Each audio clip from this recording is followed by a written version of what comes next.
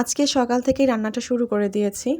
যদিও অন্যান্য দিন একটু দেরিও হয়ে যায় অনেক সময়। যেহেতু বাচ্চারা ঘুমিয়ে আছে ভাবলাম সকাল থেকেই রান্নাটা শুরু করে দিই। কারণ সকালে যদি রান্নাটা করে ফেলা যায় সারাদিন অনেক সময় পাওয়া যায়। তো আজকে কিন্তু আর মুরগি রান্না করব না। তো অন্যান্য দিন দেখা যায় মুরগি রান্না করি। তো মুরগির যেই পা, গলা, মাথা, গিলা এগুলো থাকে সেগুলো অনেক সময় করি কি একটু জমিয়ে রাখি। যেগুলো আসলে একসাথে রান্না করলে সেগুলো আবার খেতে ভালোই লাগে। তো আজকে কিন্তু মুরগির গলা, মাথা এগুলোই রান্না করব আর একটু ঝাল ঝাল করে করব।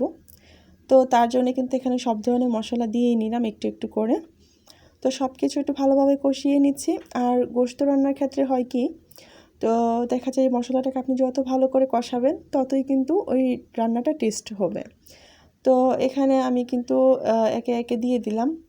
তো ভালোভাবে কষিয়ে নিয়ে যখন তেল তেল উঠে এসেছে তখন কিন্তু বাকি সব কিছু ভালোভাবে ধুয়ে পরিষ্কার করে দিয়ে দিলাম। তো এখন এটাকে খুব ভালোভাবে একটু কষিয়ে নেব। তো এই পর্যায়ে কিন্তু বেশি পানি দেব না, অল্প একটু পানি দিয়ে তারপর কিন্তু একটু কষিয়ে নিতে হবে। তো গোশত রান্নার ক্ষেত্রে বা যে কোনো কিছুই আপনি বলেন না কোনো গোশত জাতীয় মাথার গোশত সব কিছু রান্নার ক্ষেত্রে হয় কি, যদি আপনি একটু কষিয়ে নিতে পারেন ভালো করে, সেই রান্নাটার টেস্ট খুবই ভালো আসে। তো একে একে আমি সব রান্নাই কমপ্লিট করে নেব। তো এখানে কিন্তু খুব ভালোভাবে কষিয়ে নিয়েছি, দেখতেই পাচ্ছেন। এরপর সামান্য একটু ঝোলের পানি দিয়ে দেব। আর এর মধ্যে যদি আপনি একটু ঝোলের পানি দেন বা একটু ঝোল ঝোল রাখেন তাহলে কিন্তু সেটা খেতে আসলে ভালো লাগে না। সবসময় এগুলো একটু শুকনো শুকনো করে একটু ভুনা করে রাখলে সেটা বেশি ভালো লাগে। তো যেহেতু এই পাগুলো, মুরগির পাগুলো আর গলাগুলো আসলে আমার বাচ্চারাও এই হাতে ধরে ধরে এগুলো খেতে খুব পছন্দ করে। এগুলো আসলে ভাত দিয়েও তেমন একটা খায় না, এগুলো এমনিতেই হাতে নিয়ে নিয়ে খাবে, এটা ওদের খুব পছন্দ। তো তার জন্যই আসলে অনেক সময় জমিয়ে রেখে এগুলো এক্সট্রা রান্না করি, যেন বাচ্চারা খুব পছন্দ করেই খায়। তো শেষে একটু জিরে ফাঁকি দিয়ে দিব। জিরে ফাঁকিটা দিয়ে তারপর কিন্তু আমি চুলাটা অফ করে দেব। এটা কিন্তু আরও অনেকটাই টেনে শুকিয়ে যাবে। দেখেছেন ঝোল কিন্তু খুব একটা রাখিনি, একদম মাখা মাখা। এটা যখন ঠান্ডা হয়ে যাবে তখন কিন্তু আরও অনেকটাই টেনে একদম ঝোল কমে যাবে। তো যাই হোক, এই রান্নাটা কিন্তু মোটামুটি কমপ্লিট করে ফেলেছে।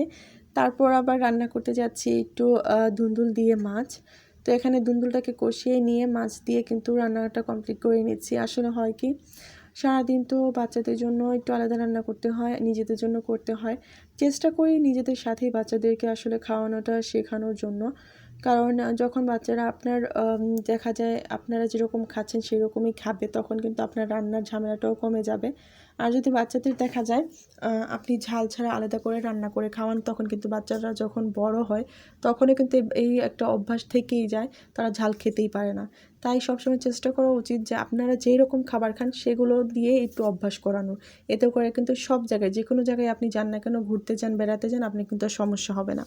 তো এই সমস্যাগুলো অনেক মায়েরা আছেন যারা ফেস করে, যে বাচ্চারা ঝাল খেতে পারে না, বাচ্চারা এখানে গেলে ওইটা খেতে পারে না। তো এটাই মূলত ঝালের জন্যই হয়।